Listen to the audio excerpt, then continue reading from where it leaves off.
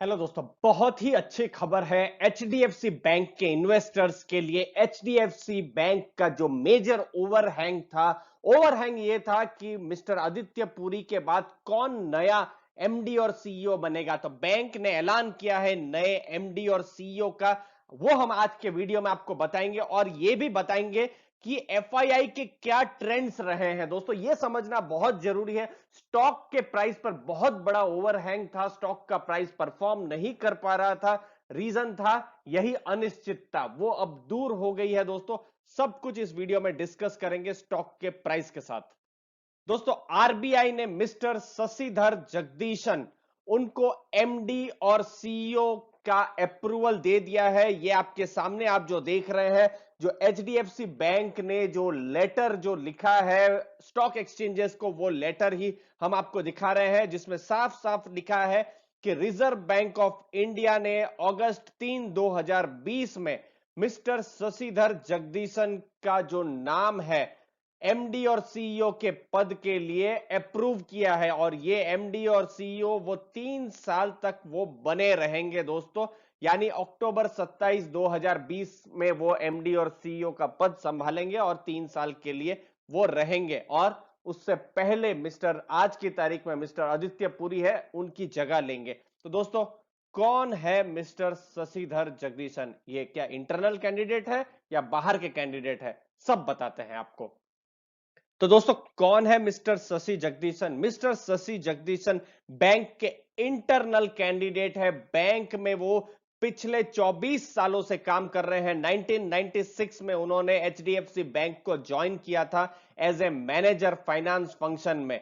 फिर business head बने finance के 1999 में। और 2008 से बैंक के सीएफओ है, यानी चीफ फाइनेंशियल ऑफिसर 2008 से मिस्टर शशि जगदीशन है। और आज की तारीख में दोस्तों शशि जगदीशन साहब ग्रुप हेड है फाइनेंस के, ह्यूमन रिसोर्स के, लीगल एंड सेक्रेटेरियल के, एडमिनिस्ट्रेशन के, इंफ्रास्ट्रक्चर के, कॉरपोरेट कम्युनिकेशन के, सीएसआर के और strategic change agent of the bank भी है। दोस्तों ये समझना बहुत जरूरी है, स्ट्रेटेजिक चेंज एजेंट। दोस्तों पिछले कुछ सालों से वो चेंज एजेंट की तरह भी काम कर रहे थे। पिछले अगर हम 1 डेढ़ साल की बात करें तो दोस्तों, तो वो सभी चीजों को थोड़ा थोड़ा देख रहे थे। तो एक तरीके से हम कह सकते हैं कि बैंक भी उनको थोड़ा सा नर्चर कर रही थी सीईओ बनाने के लिए। दोस्तों ये बहुत ही बड़ा न्यूज है, इंटरनल कैंडिडेट है, बहुत बड़ा भरोसा भी उनको हासिल है दोस्तों। और ये आरबीआई को जो 3 नाम भेजे थे बैंक ने, जी हाँ, बैंक ने 3 नाम भेजे थे। जो जो पहला जो प्रेफरेंस में नाम था वो था मिस्टर शशि जगदीशन का, और उनके नाम पर मोहर लगाई है आरबीआई ने। और दोस्तों आरबीआई ने थोड़ा समय इसीलिए भी लिया क्योंकि यस बैंक का फियास्को हुआ, उसके बाद आरबीआई ने भी अच्छे से अपनी जांच पड़ताल की और उसके बाद ही मिस्टर जगदीशन का नाम को ओके किया। अब दोस्तों ये एचडीएफसी बैंक के लिए बहुत बड़ा इशू हो गया था क्योंकि स्टॉक प्राइस नहीं चल रहा था। अब आपको स्टॉक प्राइस के ट्रेंड्स बताते हैं कि किस हिसाब से स्टॉक्स ने रिएक्ट किया है। दोस्तों जगदीशन साहब का जब न्यूज आता है सीईओ एमडी के लिए, तो देखिए स्टॉक प्राइस कितना पॉजिटिव रिएक्ट करता है। 38.20 यानी 3.8% एचडीएफसी बैंक का स्टॉक प्राइस बंद हुआ है। 1040.20 हुआ है स्टॉक प्राइस, 1061 तक पहुंच गया था दोस्तों। और अगर आपको 52 वीक की बात करूं दोस्तों, तो देखिए 738 तक पहुंचा था। ये 24 मार्च जब पूरे ग्लोबल लेवल में पैनिक आया था दोस्तों, ये उस समय का स्टॉक प्राइस है। और दोस्तों 19 दिसंबर 2019 को 1305 था, तो अभी भी ये स्टॉक प्राइस उसके आसपास नहीं है दोस्तों। लेकिन ये तो स्टॉक प्राइस रहा, लेकिन एचडीएफसी बैंक का क्या परफॉर्मेंस है दूसरी बैंक्स के साथ और सेंसेक्स के साथ, वो आपको बताते हैं। वो है आपके सामने, ये देखिए दोस्तों, ये मैं 3 साल का डेटा लाया हूं दोस्तों। ये डाटा समझना इसीलिए भी जरूरी है क्योंकि बहुत हद तक इन्वेस्टर्स इतना कॉन्फिडेंस नहीं थे, क्योंकि एक बहुत बड़ा ये ओवरहैंग था कि सीईओ कौन होगा, सीईओ कौन होगा, ये बहुत बड़ा प्रश्न था सबके दिमाग में दोस्तों। अब दोस्तों ये 3 साल का डेटा है, 4 अगस्त 2017 से 4 अगस्त 2020। आप एचडीएफसी बैंक का परफॉर्मेंस देखिए, 5.19% है। ये वैल्यू रिसर्च से डाटा हमने लिया है। बीएसई सेंसेक्स का परफॉर्मेंस देखिए 5.25% है, यानी उससे भी खराब परफॉर्मेंस है। बैंक इंडेक्स का जो परफॉर्मेंस है वो -4.59% है दोस्तों, तो उससे तो अच्छा परफॉर्मेंस है, क्योंकि बैंक इंडेक्स में बहुत सारी दूसरी भी बैंक्स है, प्राइवेट बैंक्स ऐसी भी हैं जो चल नहीं रही है, या जो पीएसयूज है वो भी। कोटक महिंद्रा बैंक देखिए इन 3 सालों में लगभग 10% रिटर्न दिए हैं दोस्तों।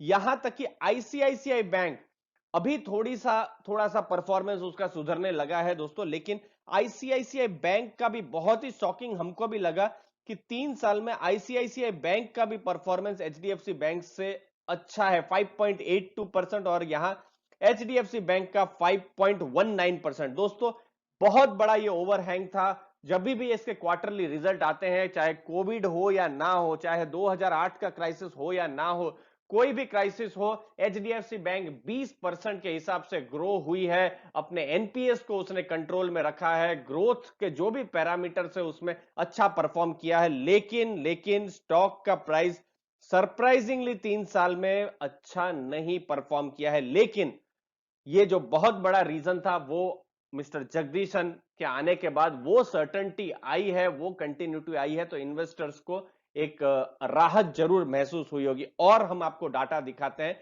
इन्वेस्टर को किस हिसाब से डर था, वो डेटा आपको देखना चाहिए दोस्तों। ये जो डाटा है दोस्तों, यहां पर हम एक्टिविटी बताना चाहते हैं। यहां पर हम एफआईआई, ये वाला जो आप देख रहे हैं लाल कलर, इसकी एक्टिविटी पर नजर डालेंगे दोस्तों। दोस्तों ये जो एफआईआई का मतलब होता है फॉरेन इंस्टीट्यूशनल इन्वेस्टर, जो बाहर का जो पैसा है, जो बाहर के जो इन्वेस्टर्स है जो इन्वेस्ट करते हैं। और दोस्तों ये पैसा लॉन्ग टर्म के लिए होता है, और ये जब पैसा किसी भी स्टॉक पे आता है जनरली, तो फिर स्टॉक का प्राइस बढ़ता ही है और एक कॉन्फिडेंस आता है। अब देखिए दोस्तों, आपको हम पिछले साल का जो क्वार्टर था उसके बारे में बताएं, 38.64 था, और आप देख सकते हैं अभी वो 37.04 हो गया। यानी एफआईआई अपना स्टेक जो है एचडीएफसी बैंक में बेच रहे हैं क्वार्टर टू क्वार्टर। देखिए 38.64 से 37, फिर थोड़ा सा बढ़ता है, फिर थोड़ा सा कम होता है, फिर थोड़ा सा बढ़ता है। तो दोस्तों ये एक बहुत बड़ा प्रश्न चिन्ह था। लेकिन अब ये जो डेटा है, ये जो नंबर्स है, ये अगर बढ़ते हैं, और बढ़ने की पूरी उम्मीद है, इतनी अच्छी बैंक है दोस्तों, तो स्टॉक का प्राइस भी बढ़ेगा ही। हाँ, इस समय में जो डीआईआईज है, जो म्यूचुअल फंड्स है, जो हमारे लाइफ इंश्योरेंस कंपनीज है, उन लोगों ने यहां पर अच्छा खासा स्टेक बढ़ाया है।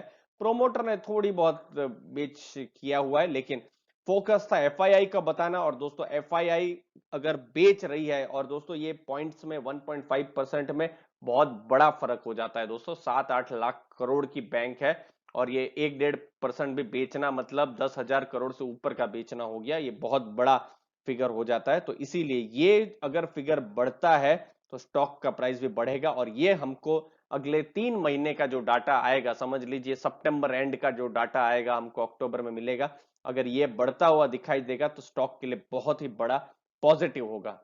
अब जो भारत के जो फंड हाउस थे, जहां पर आप अपना मेहनत का पैसा, म्यूचुअल फंड का पैसा लगाते हैं, वहां क्या हो रहा है दोस्तों, आप देखिए एसबीआई म्यूचुअल फंड 2.4% था, उन्होंने 3.13% कर दिया था, लेकिन फिर से उन्होंने थोड़ा स्टेक घटाया, न्यूट्रल हम कह सकते हैं। आईसीआईसीआई प्रूडेंशियल 0.8 था, 1.1, फिर 1.4, बिल्कुल न्यूट्रल है। ये थोड़ा बहुत खरीद बेच की मैं बात नहीं कर रहा हूं, ये न्यूट्रल ही है दोस्तों। आप देखिए निपॉन इंडिया 0.91 था, अभी भी 0.91 है, 0.97, न्यूट्रल, सब जगह न्यूट्रल ही दिख रहा है। यहां पर 0.71 था, 0.89 थोड़ा सा बढ़ा है यूटीआई की तरफ से। एचडीएफसी म्यूचुअल फंड 1.0 था, उससे 0.87 थोड़ा सा बेचा है। तो दोस्तों आपको यहां पर एक ट्रेंड समझ में आ रहा होगा, जो इंपॉर्टेंट वर्ड है यहां पर जो मैं आपको बता रहा हूं, न्यूट्रल। मतलब फंड हाउस भी यहां पर बहुत ही एग्रेसिवली खरीदारी नहीं कर रहे थे, या बिकवाली भी नहीं कर रहे थे, क्योंकि अच्छी बैंक है क्यों कोई बेचने जाए, लेकिन खरीदारी भी नहीं कर रहे थे क्योंकि वो भी न्यूट्रल थे। अब दोस्तों कंटिन्यूटी आई है, मिस्टर शशिधर जगदीशन इंटरनल आदमी है, सीएफओ है, चेंज एजेंट है, और ये बहुत बड़ा पॉजिटिव न्यूज भी है दोस्तों। और ये स्टॉक के लिए बहुत ही पॉजिटिव ट्रिगर का काम करेगा। आप बिल्कुल देखते रहिए, अगले कुछ 5 से 7 दिनों में इस न्यूज के बाद ब्रोकरेजेस भी इसके टारगेट को रिवाइज करेंगे, और नए टारगेट्स हम आपके सामने लेकर आएंगे। आप अगर इन्वेस्टर है तो आपके लिए तो बहुत ही जरूरी है आप भी अपने व्यूज जरूर बताइए कि एचडीएफसी बैंक पर आपको क्या लगता है। दोस्तों वीडियो छोटा सा था, अगर पसंद आया तो जरूर लाइक शेयर सब्सक्राइब कीजिए। आपने अपना टाइम दिया, आपके टाइम के लिए दोस्तों बहुत बहुत धन्यवाद। Thank you very much.